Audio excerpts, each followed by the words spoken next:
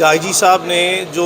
Previous dates of hearing پہ indicate کیا تھا کہ سسٹر ایجنسیز کے لوگ انوالو ہیں، تو آئی جی صاحب نے اسی چیز کو آج فردرنس میں ایک اور سٹیٹمنٹ دے دی ہے کہ جی یہ افغانستان کی کچھ سمیں جو ہیں وہ جیو فینسنگ میں سامنے آئی ہیں۔ تو اس کا مطلب یہ ہے کہ جو سسٹر ایجنسیز کی طرف آئی جی صاحب بار بار نشاندہی کر رہے ہیں، اب وہ اپنے ماضی کے جو عدالت میں لیے گئے موقف ہیں اس کو مزید تقویت دینے کے لیے ایسی باتیں کر رہے ہیں۔ اور میں ذاتی طور پر سمجھتا ہوں کہ جو عدالت کے سامنے پروسیڈنگ میں ایک پروونشل پولیس کا موسٹ سینئر آفیسر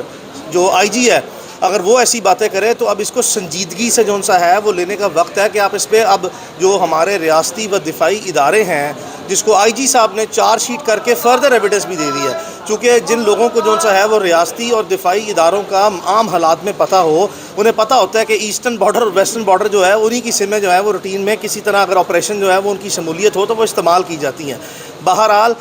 کیف میں آپ کو بار بار اطمینان دلا چکا ہوں، ہماری اپنی کچھ انڈیپینڈنٹ جو سورسز ہیں، ہم براہ راست پوری کوشش کرتے ہیں کہ ایسی کوئی چیز پبلک ڈومین میں نہ لے کے آئی جائے۔ ہم نے پچھلے دنوں دیکھا کہ انٹرنیشنل جرنلسٹ ہیں اور بڑے کریڈیبل قسم کے جرنلسٹ ہیں، انہوں نے بہت تھریٹننگ قسم کی، بڑی سیریس قسم کی جو نیوز ہے وہ عمران ریاض کی صحت یا اس کی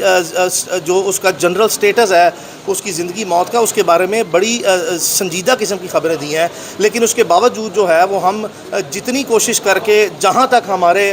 کوشش کر کے وسائل ہیں اس کے اندر رہتے ہوئے، ہم بار بار جو ہے وہ مختلف ذرائع سے تصدیق کرتے ہیں اور ہمیں اطمینان جو سا ہے وہ بخش خبریں یا اطلاعات دی جاتی ہیں کہ عمران اللہ کا شکر ہے وہ خیریت سے ہے۔ یہ ایک سنجیدہ نوعیت کا مسئلہ بتایا جاتا ہے اور یہ پاکستان میں ایک ایسا سینئر اینکر پرسن یا کریڈیبل جرنلسٹ زندہ نہیں ہے۔ پاکستان کے تمام صحافی بہت باخبر ہیں، بہت ان کے جو سا ہیں وہ ڈیٹیل قسم کے اور بڑے اسٹرانگ قسم کے ریسورسز ہیں۔ کسی ایک نے جو انٹرنیشنل عالمی اداروں کی طرف سے جو صحافتی ادارے ہیں ان کی جو نیوز ہے اس کی کوئی کنفرمیشن جو ہے وہ انڈیپینڈنٹلی نہیں کی۔ اس کی وجہ میں ذاتی طور پر یہ سمجھتا ہوں کہ ہمارے جو سینئر جرنلسٹ ہیں یا جو موسٹ کریڈیبل اینکر پرسن ہیں جو پاکستان میں جن کی 50، 60 اور 70 سال بھی عمریں ہیں، ان کے بھی انڈیپینڈنٹ ذرائع، ان سے بھی ہماری بہت مرتبہ بات ہوئی ہے، ان کے انڈیپینڈنٹ ذرائع بھی یہ کنفرم ریپیٹڈلی کر چکے ہیں کہ عمران انشاءاللہ اللہ کے حکم سے جو سا ہے نہ صرف زندہ ہے بلکہ روح بصحت بھی انشاءاللہ ہے اور خیریت سے ہے۔ اور بتایا یہ جاتا ہے ہمیں انتہائی سینئر صحافتی ذرائع اور مختلف ذرائع کی طرف سے کہ یہ چونکہ عمران کا مسئلہ کچھ باقی کیسز سے زیادہ پیچیدہ نظر آتا ہے جہاں پہ بھی وہ مسئلہ ہے، اور یہ اب جیٹ بلیک سے گرے میں آ گیا اور گرے سے وائٹ کی طرف چل پڑا ہوا ہے۔ اور جیسا کہ آپ نے رات کو دیکھا کہ اسی طرح کا سملر کیس میں سمیع ابراہیم صاحب کو بھی کڈنیپ کیا گیا اور تمام پاکستان کے ریاستی اداروں نے آ کے کہا کہ جی ہمارے پاس ان کی کسٹڈی نہیں ہے۔ پھر اسلام آباد پولیس نے کہا کہ جی ہمارے پاس تو وہ جگہ بھی ٹریک نہیں ہوئی جہاں سے وہ کڈنیپ ہوئے ہیں، کوئی کیمراز نہیں تھے۔ لیکن آپ نے دیکھا کہ بڑے اطمینان سے، بڑے سکون سے 6 دن گزرنے کے بعد سمیع ابراہیم صاحب بھی اپنے گھر میں واپس آ گئے ہیں۔ تو the facts and the circumstances and the scenario it is all speaking for itself۔ لیکن جو اب آئی جی پنجاب صاحب نے پہلی بات کہی کہ جی ہماری سسٹر ایجنسیز کے لوگوں نے معاونت کی، پھر یہ بات کہی کہ جی وہ جو ایک شخص تھا جس نے عمران ریاض خان کے گھر میں ریڈ کیا، اور وہ ریڈ کرنے والا شخص اور جو جیل کے باہر سے پک اپ کرنے والا شخص جو عدالت کے سامنے ویڈیوز چلی ہیں جس کو آئی جی پنجاب صاحب بار بار نشاندہی کر کے کہتے ہیں کہ یہ سسٹر ایجنسیز کے لوگ ہیں، اور بعد ازاں جو سا ہے وہ اس طرح کے حقائق مزید سامنے لے کے آنا کہ جیو فینسنگ کے تھرو افغانستان کے نمبر ٹریک ہوئے ہیں نا، تو دس از آل اسپیکنگ فار اٹ سیلف۔ اس میں اب مزید گہرائی میں یا مزید وضاحت میں جائے بغیر بھی جو ہے وہ عقل مند لوگوں کے لیے کافی اشارے ہیں۔ ہم بار بار اپیل جو سا وہ کرتے آئے ہیں، اور پاکستان میں چونکہ آپ نے دیکھا کہ لاہور ہائی کورٹ نے ایک واضح آرڈر کیا کہ پاکستان کی ٹیریٹوریل کانسٹیٹیوشنل جورسڈکشن میں جتنے ادارے ہیں، چاہے وہ دفاعی و ریاستی ادارے ہیں، چاہے وہ ہماری انٹیلیجنس ایجنسیز ہیں، چاہے وہ ایف آئی اے ہے، چاہے وہ پولیس ہے، جن کے پاس جو وسائل ہیں پاکستان کی جغرافیائی حدود میں، وہ تمام وسائل کو بروئے کار لاتے ہوئے، چاہے وہ انٹیلیجنس ریسورسز ہیں، چاہے وہ ٹیکنالوجیکل ریسورسز ہیں، چاہے وہ ہیومن ریسورسز ہیں، یا چاہے وہ فائنینشیل ریسورسز ہیں، ان تمام کو یوٹیلائز کرتے ہوئے ہم لازمی طور پر عدالت کے حکم کے جو سا ہے وہ مد نظر رکھتے ہوئے آپ سے عدالت کے حکم پر عمل درآمد اور احترام چاہتے ہیں۔ برائے مہربانی عمران ریاض خان کو اب بازیاب کر دیا جائے۔ کسی بھی شخص کو ڈیو پروسیس سے آپ ڈینائی نہیں کر سکتے، آپ نے اس کو اسٹرانگلی ڈپرائیو کر دیا ہوا ہے۔ کافی چیز آگے نکل چکی ہے۔ اگر عمران ریاض خان کا کیس کو میں ایک اولڈ ڈیزیز کنسیڈر کر لوں نا, پرانی بیماری بھی کنسیڈر کر لوں, تو اس میں بھی صحت یابی کے لیے جتنا ٹائم اس طرح کی ٹرانزیکشنز میں یا اس طرح کے حالات میں ریکوائرڈ ہوتا ہے نا, وہ ریکوری کے لیے اس بیماری, اولڈ بیماری کی یا ٹریٹمنٹ کے لیے وہ کافی گزر گیا ہے. اب آگے بڑھ گئے. آئی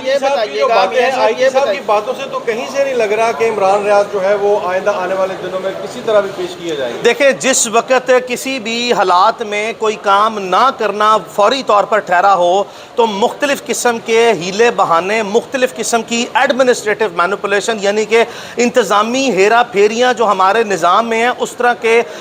بالکل بے مقصد قسم کے اور بے معنی قسم کے جواز بنائے جاتے ہیں, نمبر 1. اور نمبر 2 جون سا ہے پھر انیبلٹی یعنی کہ اپنی واضح جون سا ہے بے بسی اور لاچاری کا عام حالات میں انتظامیہ اظہار کرتی ہے. یہ صرف عمران ریاض خان کے کیس میں نہیں ہے, چونکہ آپ بڑے انتہائی مؤثر اور باخبر قسم کے کورٹ رپورٹرز ہیں. آپ کے سامنے روزمرہ کی بنیاد پر سینکڑوں ایسے کیسز عدالتوں میں آتے ہیں جہاں پہ یہ ہماری انتظامیہ کے عام ہیلے بہانے ہیں کہ جس چیز کو ریزالو نہ کرنا ہو اس کے لیے ہمارے پاس ایک لمبی کتاب ہے, یعنی کہ ایک long detail and box of tricks ہے, جس کی بیسس پہ بکس آف مینوپولیشن کے وہ ٹرکس نکالے جاتے ہیں کہ ہیرا پھیریاں کرنے کے لیے نئے نئے ہیلے بہانے, نئی نئی کہانیاں عدالت کو سنائی جاتی ہیں. لیکن میں باوجود اس کے جو سا, اور میں یہ ذاتی طور پر سوچتا ہوں, جب آئی جی صاحب نے خود لازمی طور پر چارج شیٹ کر دیا پاکستان کے ریاستی اور دفاعی اداروں کو, تو اب آئی جی صاحب عدالت میں کھڑے ہو کے آپ کو کیا جو سا اقرار جرم کر لیں. اقرار جرم واضح طور پر نظر آ رہا ہے کہ ان کی پولیس موجود ہے, واضح طور پر ان کو ایویڈنس دکھائی گئی, واضح طور پر ان کی